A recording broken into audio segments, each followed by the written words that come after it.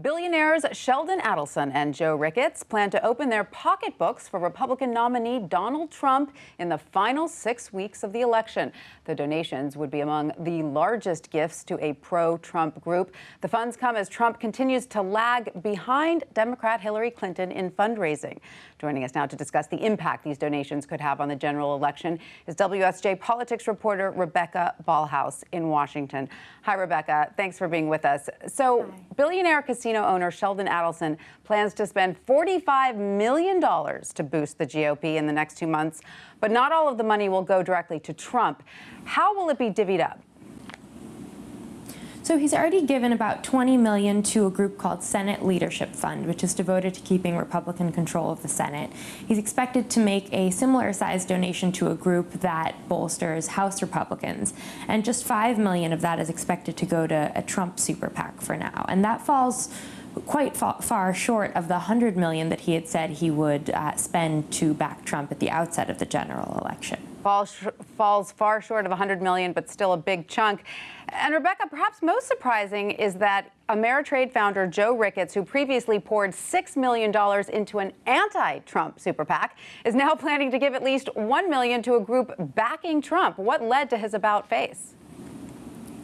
So we talked to one of his political advisors, and they said that there were a bunch of factors at play, but the biggest one was the realization that with about 6 weeks left until Election Day, Trump seems to be in striking distance of Hillary Clinton. His polling has really rebounded in the last couple of weeks after a pretty rough summer for him, and they said they felt they couldn't sit back and watch Hillary Clinton become president. But how can these sums of money, as significant as they are, really help Donald Trump 6 weeks before the general election? Can this really fuel his campaign against Hillary Clinton's super PAC, which raised $132 million through August, while her campaign has raised twice that? Is that correct?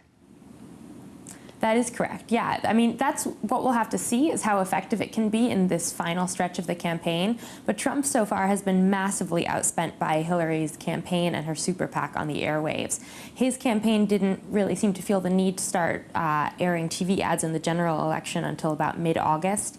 And his super PAC, he has about 3 super PACs already, and they didn't really start up until May, June, and they've been much more dysfunctional than hers so far. So they've also gotten a late start on spending on TV. Right. So it seems like, sorry, go ahead. Yeah, sorry. No, you point out in your piece his 3 super PACs, which you just mentioned there, and the fact that they've been a little dysfunctional. It's been confusing to donors, especially since his sons have headlined fundraisers for 2 different ones, correct?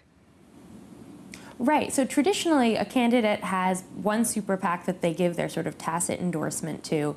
They sometimes headline fundraisers for those groups, but it's a clear message to donors that this is where they should send their big contributions. Trump has taken a much different strategy. As you say, his sons have been headlining fundraisers for different groups.